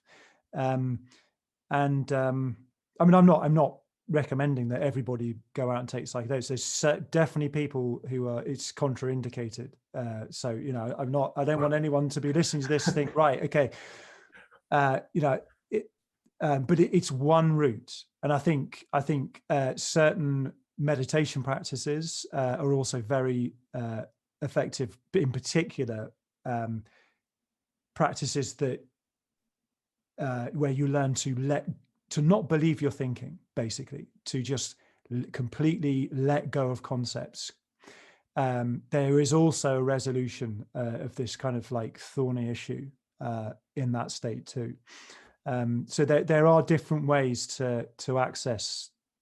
Well, let me just in a friendly, respectful way disagree with you a little bit and say that you don't need to take psychedelics or have another kind of altered experience to validate the truth that we live in a universe of goodness, truth, and beauty, despite the problem of evil. I think we've just spent the last 2 hours talking about the way in which those truths show up in a rational context, in a mind space that isn't in a transcendent psychedelic reverie. There's plenty of reasons that that we can see that validate these propositions of virtue and value and goodness. And I would say that those who think, oh, that's a load of bullshit, that's a kind of fundamentalism. It's a modernist fundamentalism, right? So reason and science and skepticism can take us a long way. But if you don't tack back and allow for a more holistic understanding, then you're trapped in a materialistic fundamentalism that thinks any talk of goodness or values or virtue is bullshit. So I would challenge people who think that way to say, look at your own fundamentalism, and you're just as big a fundamentalist as somebody who thinks that the world was created in 6 days, right? Or that the Bible is inerrant, or some kind of progressive fundamentalism that thinks that we're doomed and that there's no hope. I think that a part of our duty as being practitioners of virtue is to recognize these fundamentalisms and steer clear of them, because they're dead ends and they inevitably result in some kind of nihilism. And I think another helpful thing people can do to understand this sort of thing is to learn about confirmation bias and some of these cognitive biases that, if you feel emotionally nihilistic, it doesn't matter what evidence so you say, we've been talking for 2 hours about the goodness, truth, and beauty that's evident in the universe and in life, human life. And you can just all day present evidence to somebody who has, this nihilistic confirmation bias, and they just won't see it. So, that's one of the characteristics of being trapped in a fundamentalism, that there's no argument that can help you. You can't break the spell of the fundamentalism with an argument. You've got to have some kind of awakening experience to grow out of it. And that's true for traditional fundamentalisms, modernist fundamentalisms, and progressive fundamentalisms. And I think part of the way that happens is eventually you hit the dead end of it. I mean, so someone I very much respect is called Majid Nawaz. He's a British Pakistani guy. He was an Islamist, and spent 4 years in jail in Egypt, and he basically hit the dead end of Islamist ideology. And then, as you're saying, that kind of changing course of the, with the boat happened. It's like it just hit the end of it. When it reached the end of the earth in the boat, over the flat earth idea. You're about to sail off the end and then managed to tack back. And so in a way, it's like perhaps the further if you go really, really push further and further into nihilism, as far as you can go without actually killing yourself, there's probably going to be some kind of turning point, where there might be some other direction. Yeah. So the last thing I wanted to just talk about was this portrait of the good. So it's an exercise that's on your Institute for Cultural Evolution website. Right. So that the URL is culturalevolution.org. Yeah. It can also be accessed by our new political website, the Post Progressive Post, and that's post-progressive.org. So either of those URLs will get you to a variety of online exercises, right? So we have a worldview questionnaire. We have a test, are you post-progressive? That's kind of a political self-evaluation. And then we have this portrait of the good, which I think is the deepest, the one which is most connected to spiritual practice. And it just to describe it, you go there, you're brought through a series of questions, and you're asked to identify what you really want, happiness, self-actualization, self-transcendence. You're asked to choose between 7 potential concepts of your ultimate goal in life. You're asked to list, just first names of the people that you love, and then maybe some concepts of that which is greater than yourself, that which you'd be willing to sacrifice your self-interest for. And then in that context of thinking about what's transcendent, right? What do you owe to yourself? What do you owe to others? What do you owe to something greater than yourself? You were then given a questionnaire but you choose between 49 virtue concepts. And as you go through the questionnaire, you're building this PDF. You showed a printout of it. And that comes to you as a high quality PDF, which you can print out and put on your refrigerator. It becomes like a practice tool. It's sort of a mnemonic device for remembering your commitment to that which you feel is the stake in the ground that you want to, the concepts you want to choose to be the 7 virtues that you can remember, that you can talk about with your friends over dinner, that you can, refer to on your refrigerator, and that can become like a little voice in the back of your head. Like I sometimes think, when my ego is offended, I want to be petty. And I can hear my mother's voice in the back of my head saying, that's not who you are, Steve. You're not a petty person. You're not going to take revenge or be nasty to somebody just because they, dissed you. And that's just an example of how these things become habituated. They become habits of the heart by just being with them, remembering them, right? Inculcating them into your heart and your mind, and most especially your will, right? You're determined to be courageous. You're determined, to have hope. These are ways that the practice of virtues not only grow our soul, but give us a kind of a cell membrane that can protect us from, the slings and arrows of our outrageous world. So it takes about 7 minutes to do the test, and it's fun, I would argue. And so I can invite listeners to check out the Portrait of the Good at culturalevolution.org. Yeah. And I give a concrete example of, how this has impacted my life. This morning I woke up at 4 a.m, bright as a button. It's kind of full moon, couldn't go back to sleep. Got up out of bed, with the kids when they, of course they wanted everything in the morning, and I was feeling pretty sorry for myself. I looked, so I keep this on my fridge, as what you recommend. And I just looked at my Portrait of the Good, and I just kind of fell into the different virtues that I'd put there that resonate with me. And I found on different days, different virtues stick out. So, it's like I can feel the virtue that's going to help me today, so of the virtues I had there was gratitude. And I just felt, I feel like utter crap at this moment, but I can still be grateful for being alive, and then suddenly I started, wow, I'm alive. I've got a good friend now who's got stage 4 cancer, he's going through his 2nd round of chemotherapy. And I was just like, that's not happening to me right now. I'm here in my kitchen with my kids. I can be grateful for, so it's just, and then that really helped turn around my mood in the morning, because I realized I was committed to that as a virtue, being grateful for being alive. And they work, you've talked about it earlier in this conversation, that these virtues, they potentiate each other. They kind of work in this synergistic fashion where, gratitude will, once you sort of zero in on the feeling of gratitude, that gives rise to a feeling of love, and then, a desire to cooperate with life and with people, and and then it's like, how do I do that? It's to common sense, what can I use my common sense to do that?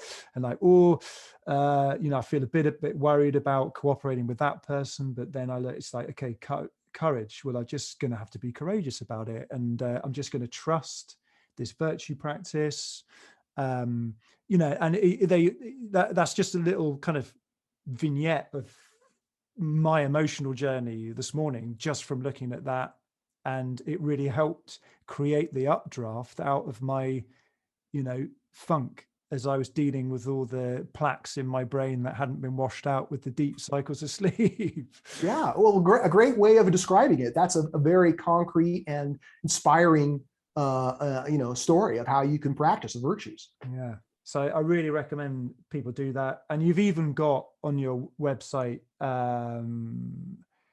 10 different ways to practice these virtues and flesh them out, which I won't go into. Sure, some suggestions that people can help habituate themselves to the virtue concepts that they choose to practice, and make as part of their practice.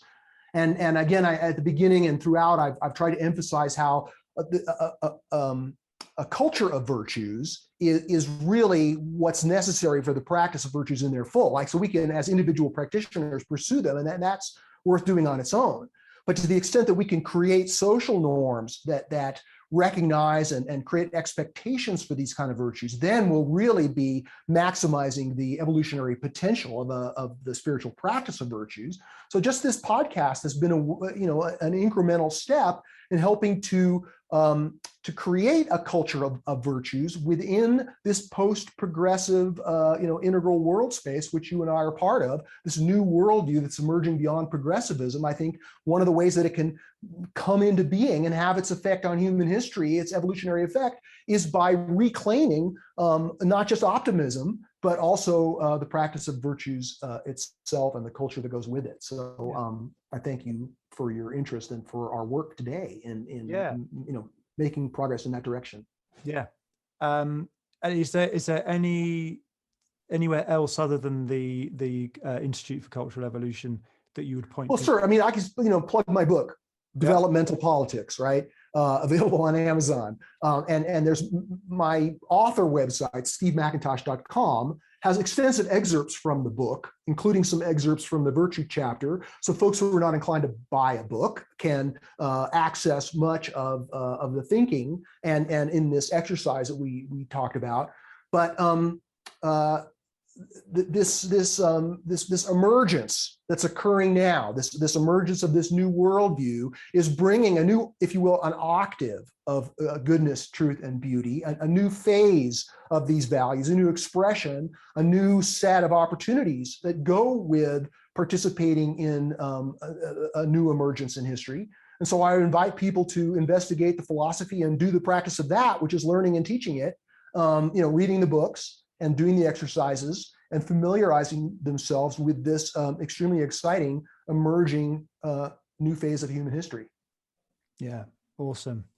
Well, Steve, thank you so much. We've broken my own personal record for the length of a podcast, going over 2 hours. Well, it was, I think, lively throughout. I'll look forward to listening to it once you get it posted. So, Steve McIntosh, thank you so much for sharing your wisdom with us. And as you say, I mean, I feel that this podcast is a contribution to creating that culture of virtues out there, and people taking it seriously and realizing the potential for creating a wholesome and virtuous humanity. And let me thank you for creating this podcast on spiritual practice. It's an honor of mine to participate in it.